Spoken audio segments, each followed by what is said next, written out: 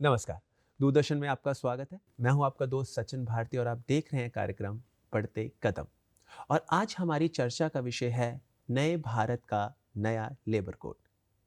एक मजदूर रोज सुबह अंधेरे में उठकर काम पर निकलता है, एक हाथ में टिफिन लेकर और एक हाथ में उम्मीद लेकर। लेकिन कभी ठेकेदार उसे यह कहता है कि आज काम कम है तो वेतन आधा मिलेगा, तो कभी फैक्ट्री का मालिक कहता है कि भुगतान कल होगा तो कल आना। मजदूर सवाल पूछना चाहता है, लेकिन उसे पता है कि अगर आज सवाल पूछेगा तो कल काम नहीं मिलेगा। एक दिन मजदूर श्रम विभाग के दफ्तर के आगे से निकल रहा था।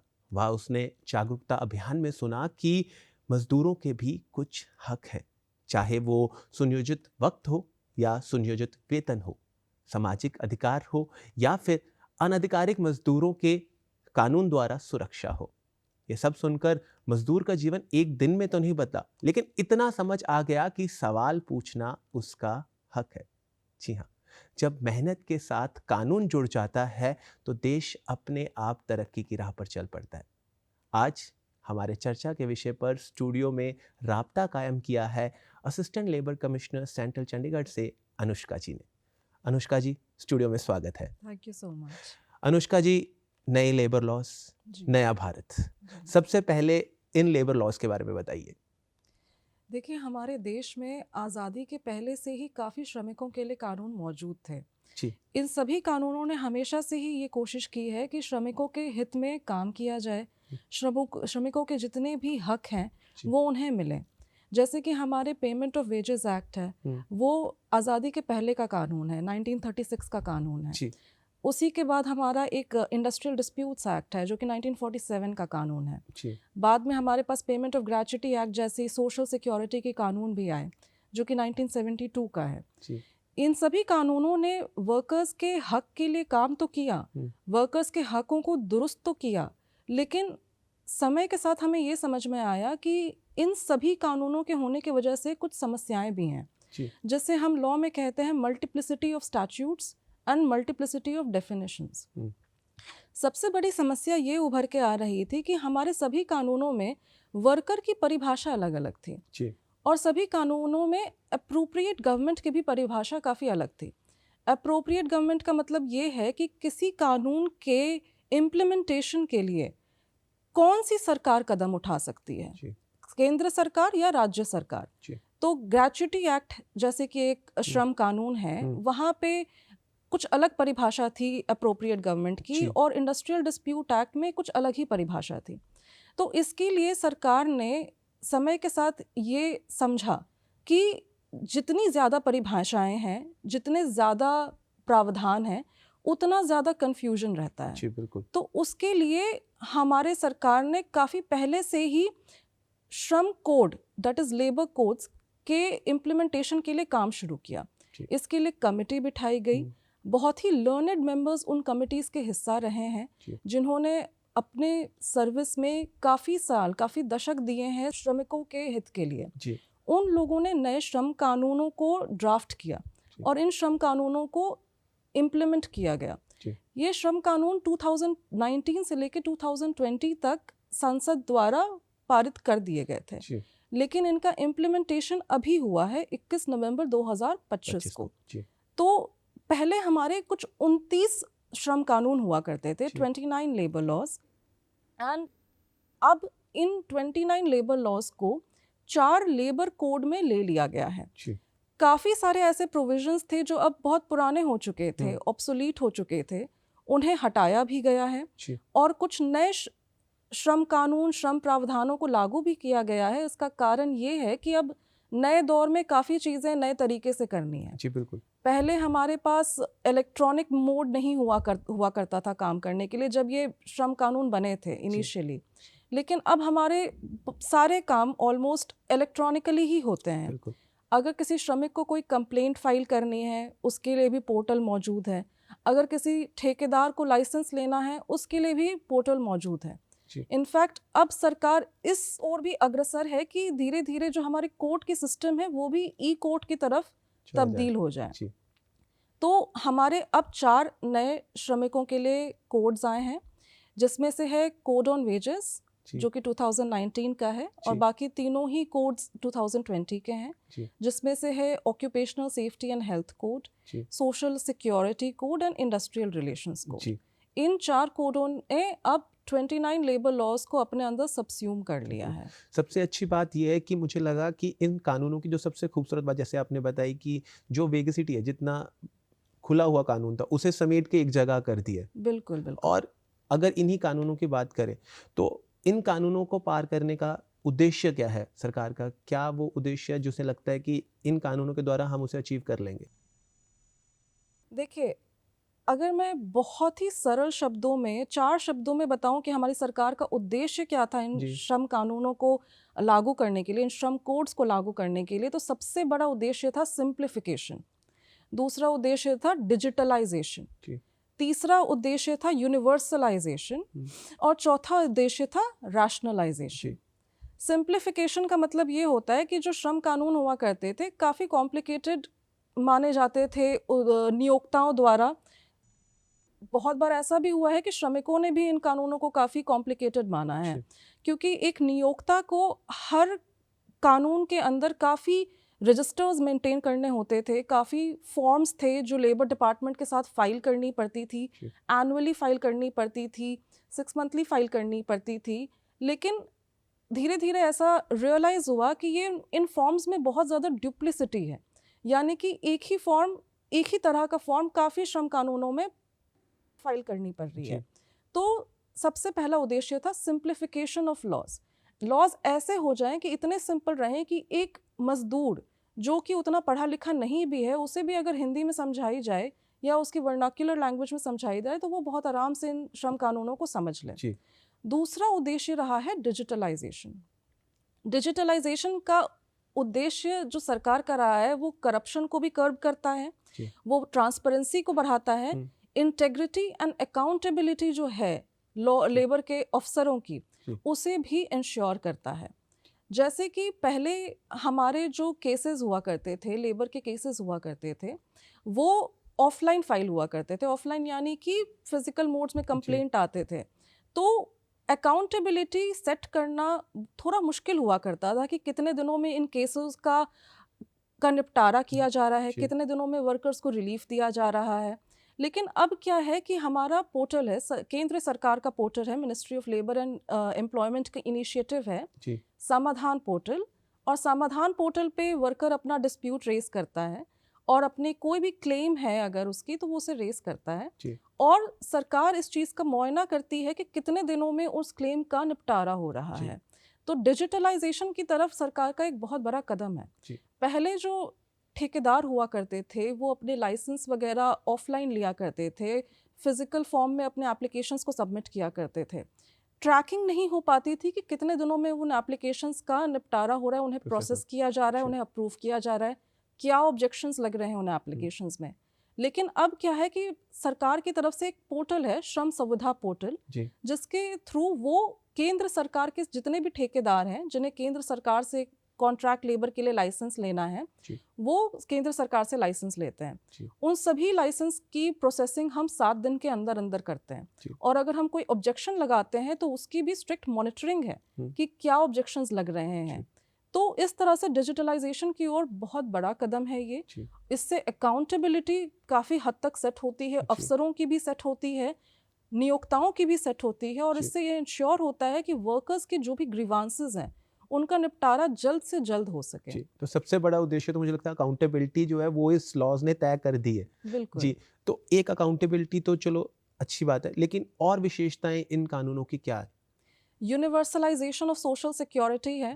जैसे कि जब हमारे कानून बने थे, जो 29 श्रम कानून थे, उस समय जोमैटो, स्विगी, अमेजॉन जैसी सर्विसेज नहीं हुआ करते थे। ये हमारी 21वीं सदी में इस तरह के स्टार्टअप्स आए हैं जिन्होंने इकोनॉमिक बूम भी दिया है हमारे देश को। तो अब इन स्टार्टअप्स के कुछ नए तरह के श्रमिक हैं जिन्हें हम कहते हैं गिग वर्कर्स। गिग वर्कर्स यानी कि जो हमारे घरों में जोमैटो, स्विगी, अमेजॉन की डिलीवरी करते हैं, उन लोगों के लिए पहले श्रमिकों के लिए, उन श्रमिकों के लिए कोई कानून हुआ ही नहीं करते थे, क्योंकि वो एक नया कॉन्सेप्ट है, लॉ ने उसे पहले फोर्स ही नहीं किया था। लेकिन अब इन लोगों के लिए भी कानून लाया गया है। गिग वर्कर्स के लिए अलग से चैप्टर है हमारे लेबर लॉज में, जो कि हमारे लेबर कोड्स हैं, सोशल सिक्योरिटी कोड है, वो अलग से इस चीज़ को डील भी करती है गिग वर्कर्स के लिए। सो एक चीज़ हम कहते हैं कानून में यूनिवर्सलाइजेशन ऑफ बेनिफिट्स। जैसे वेजेस की बात की जाए तो वेजेस पहले मिनिमम वेजेस कुछ शेड्यूल्ड एम्प्लॉयमेंट में मिलते थे, लेकिन अब उसे यूनिवर्सलाइज कर दिया गया है। कोई शेड्यूल्ड एम्प्लॉयमेंट का कॉन्सेप्ट नहीं है। अब हर एम्प्लॉयमेंट में मिनिमम वेज का प्रावधान लागू किया जा सकता है। उसी तरह से गिग वर्कर्स को भी कवर किया गया है। तो हमारे देश में अब हमारे जो लेजिस्लेटर्स हैं उनकी अप्रोच यही है कि जो हमारे श्रम कानून है वो जितना ज़्यादा हो सके और जितने लोगों को हो सके बेनिफिट पहुंचाए। और उसके अलावा है रैशनलाइजेशन। रैशनलाइजेशन का यही मतलब है कि जो हमारे पहले बहुत सारे रजिस्टर्स मेंटेन होते थे, बहुत सारे फॉर्म्स मेंटेन होते थे, अब उन्हें उतना मेंटेन करने की ज़रूरत नहीं है। इनफैक्ट जो हमारे कोड है उन्होंने तो ये तक प्रावधान बनाया है कि आपको एनुअली एक ही रिटर्न फाइल करना है, वो भी एक पोर्टल है हमारा श्रम सुविधा पोर्टल, उस पर आपके एनुअल रिटर्न्स फाइल हो जाएंगे। उसके अलावा आपको ज़्यादा कुछ करने की आवश्यकता नहीं है। सिंगल सोर्स बना दिया है हर जगह का, चाहे वो अकाउंटेबिलिटी का, चाहे वो यूनिवर्सैलिटी का, कि आपको जो भी सारी सुविधाएं चाहिए, चाहे देनी है चाहे लेनी है, it's all at one portal only. तो एक हम लोग बात करते हैं फिक्स टर्म एम्प्लॉयज़ की। जी ये क्या है और इनसे नए लेबर लॉज से क्या फ़ायदा है? ठीक है, देखिए हमारे देश में एक बहुत बड़ी समस्या जो है वो है कंट्रैक्चुअलाइजेशन ऑफ लेबर की। कंट्रैक्चुअलाइजेशन ऑफ लेबर को अगर मैं सरल शब्दों में समझाऊं तो उसका मतलब होता है कि बहुत सारे हमारे ऐसे एम्प्लॉयमेंट हैं जहां पे ठेकेदार के थ्रू मजदूरों को रखा गया है, हायर किया गया है। इसकी एक समस्या है, जो परमानेंट मजदूर होते हैं, रेगुलर मजदूर होते हैं, उनके पास बहुत सारी बेनिफिट्स होती हैं, बहुत सारे अलाउंसेस होते हैं। ठेके के मजदूरों को उतने अलाउंसेस एंड बेनिफिट्स शायद नहीं मिल पाते हैं।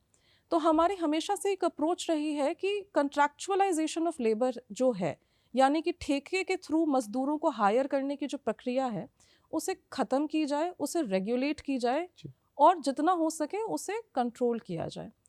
तो अब क्या है कि सरकार ने फिक्स टर्म एम्प्लॉयज़ का कॉन्सेप्ट लाया है। फिक्स टर्म एम्प्लॉयज़ और कॉन्ट्रैक्ट एम्प्लॉयज़ के बीच में ये डिफरेंस है कि कॉन्ट्रैक्ट एम्प्लॉय वो है जिसे ठेकेदार के थ्रू हायर किया गया है।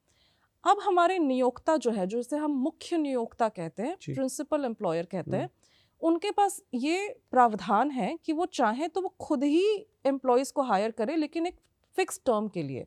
यानी कि ठेकेदार जो एक मिडिल मैन है उसके थ्रू नहीं, लेकिन खुद ही एक सर्टेन पीरियड ऑफ टाइम के लिए वो वर्कर्स को हायर कर सकता है अपनी नीड्स के अनुसार। तो इससे क्या होगा कि उन वर्कर्स का स्किल एनहांसमेंट होगा। जो स्किल एनहांसमेंट होगा वो उनकी एम्प्लॉयबिलिटी को बढ़ाएगा। सबसे इम्पोर्टेंट बात यह है कि हमारे जो लेबर कोड्स हैं उन्होंने फिक्स टर्म एम्प्लॉयज़ के बेनिफिट के लिए काफ़ी प्रावधान बनाए हैं। सबसे इम्पोर्टेंट प्रावधान ये है कि कोड्स में बहुत ही साफ अक्षरों में लिखा गया है कि जो फिक्स टर्म एम्प्लॉयज़ के बेनिफिट्स हैं they have to be at par with permanent employees. यानी कि जो फिक्स टर्म एम्प्लॉयज़ को जो बेनिफिट्स मिल रहे हैं उन्हें परमानेंट एम्प्लॉयज़ के बेनिफिट के जितना ही होना है उससे कम नहीं हो सकता। एंड एक बहुत ही यूनिक फीचर जो हमारे सोशल सिक्योरिटी कोड का है वो ये है कि जो ग्रेच्युटी का कानून था, पेमेंट ऑफ ग्रेच्युटी एक्ट था, वो फिक्स टर्म एम्प्लॉयज़ से डील नहीं करता था। लेकिन फिक्स टर्म एम्प्लॉयज़ के लिए अब सोशल सिक्योरिटी कोड ने ये प्रावधान बनाया है कि उन्हें 1 साल के अंदर अंदर भी ग्रेच्युटी मिल सकती है। अन्यथा ग्रेच्युटी का कानून बहुत साफ है, वो कहता है कि कोई भी एम्प्लॉय जब तक 5 साल की सर्विस नहीं दे देता वो ग्रेच्युटी के लिए सक्षम नहीं है। लेकिन अब सोशल सिक्योरिटी कोड इस बात को समझता है कि एक फिक्स टर्म एम्प्लॉय हो सकता है 5 साल के लिए एक एस्टैब्लिशमेंट में काम ही ना करे, एक एम्प्लॉयर के साथ काम ही ना करे। तो उसके लिए ये प्रावधान रखना उचित नहीं रहेगा कि वो 5 साल सर्विस देगा तभी उसे ग्रेच्युटी मिलेगी। तो अब उनके लिए हो गया है कि 1 साल भी अगर उन्होंने सर्विस दिया तो उन्हें ग्रेच्युटी मिल सकती है। जी, तो मतलब मिनिमम 1 साल तो फिर भी काम करना ही करने का। और महिला श्रमिकों की बात की जाए तो क्योंकि अब जितने कानून आ रहे हैं तो महिलाओं को लेके कानूनों द्वारा एक सशक्तिकरण जो है वो किया जा रहा है। तो इन कानूनों में महिलाओं के लिए क्या प्रावधान तय किए गए? देखिए, मेरा तो ये ओपिनियन है कि जो महिलाओं के लिए हमारे लेबर कोड्स हैं वो काफ़ी मॉडर्न हैं, काफ़ी प्रोग्रेसिव हैं।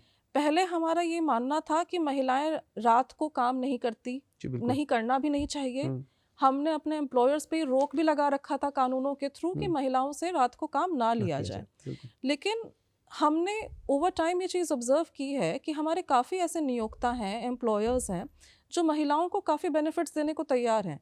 हमारे काफ़ी ऐसे नियोक्ता हैं जो प्राइवेट कैब्स की सुविधा तक अब उपलब्ध करवाते हैं अपनी जी। महिला कर्मचारियों को, हम्म, कि अगर रात को दफ्तर में लेट हो जाए तो वो प्राइवेट कैब्स के थ्रू महिलाओं को उनके घर पे भी ड्रॉप करवाते हैं। जी। पिक एंड ड्रॉप सर्विस तक की सुविधाएं हैं। जी।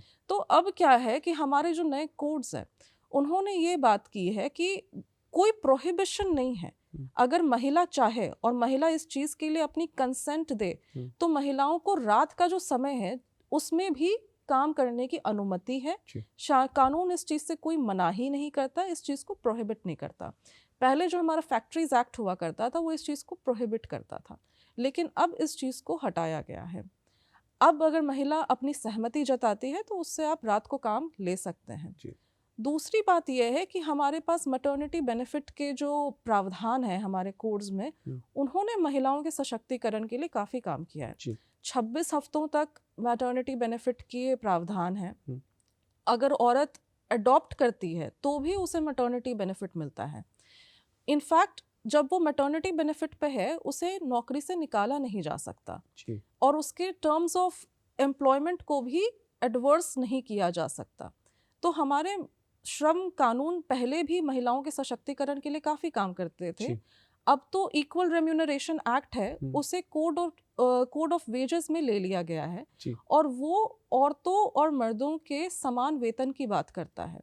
इनफैक्ट अब इसमें ट्रांसजेंडर की भी बात आ जाती है। जी। तो इसका मतलब ये है कि ऐसा नहीं था कि पहले तो हमने खाली मर्दों और औरतों को रिकॉग्नाइज किया जी था, बिल्कुल। अब हमने ट्रांसजेंडर तक को रिकॉग्नाइज कर जी। लिया है। वहाँ पे भी हम उनके जेंडर के बेसिस पे, उनके ओरिएंटेशन के बेसिस पे जी। डिस्क्रिमिनेशन को प्रोहिबिट कर रहे हैं। जी।